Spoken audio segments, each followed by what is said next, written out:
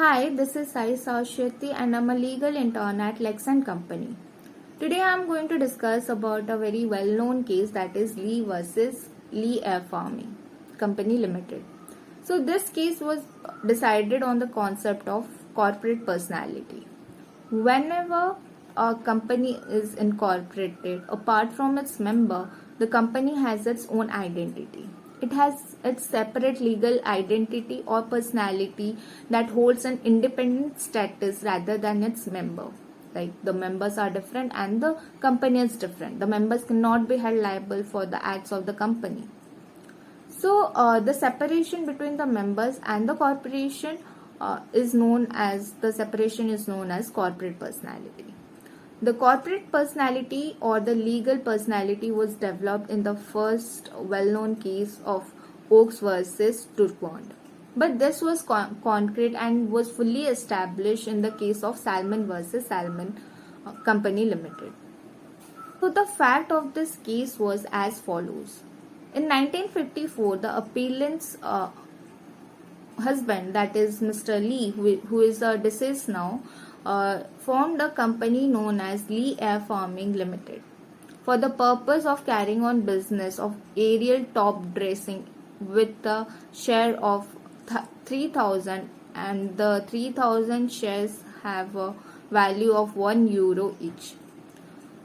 The 2,999 share was held by Mr. Lee and he was the director of the company. He exercised unrestricted powers to control the affairs of the company and made all decisions relating to the contracts of the company. The company entered into various contracts with the insurance agencies for insurance of its employees, and few premium policies were paid through the companies from the bank account of the Lee. And in this, he has its own name, but it was debited in the account of Lee in the company's book. Lee, apart being the director of the company, he was also the pilot and he was the employee of the company. He was an agent as well as he was also the owner of the company. Lee, apart from being director, he was also a pilot. Then in March 1957, Lee was killed in a pilot aircrafting while doing his job. Subsequently, Lee's wife, who is an appellant over here, claimed for the worker compensation under the New Zealand Workers' Compensation Act 1922, that she claimed that Lee working as an employee of the company died and they have to compensate her for that.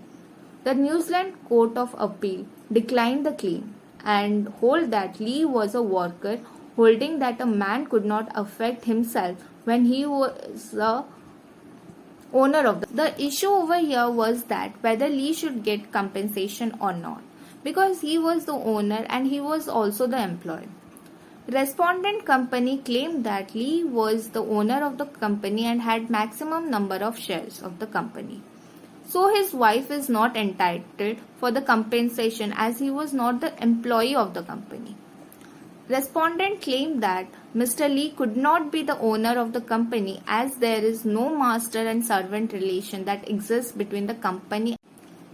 The advice given over here by the Privy Council was that Mrs. Lee's claim was valid and Mr. Lee was eligible for entering into a contract with the company he owned, because the company is a separate legal entity and Mr. Lee is separate.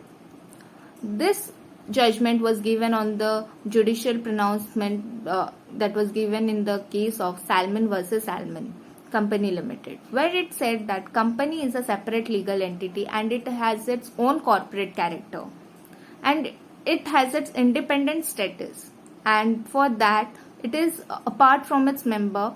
The members cannot be held liable for the acts of the company. Same way, the company cannot be held liable for the acts of the member. So they both are separate legal entities, so they can enter into a contract between them, and thus Mrs. Lee was entitled for the compensation by the company.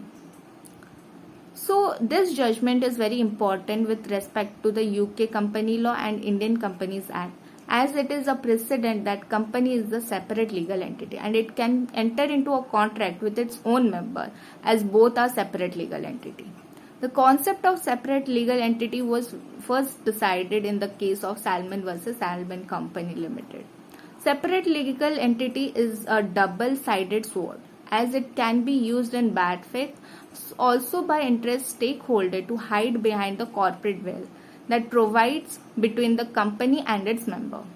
So this is a very important case based on the corporate character of a company, corporate personality. That's it. Thank you.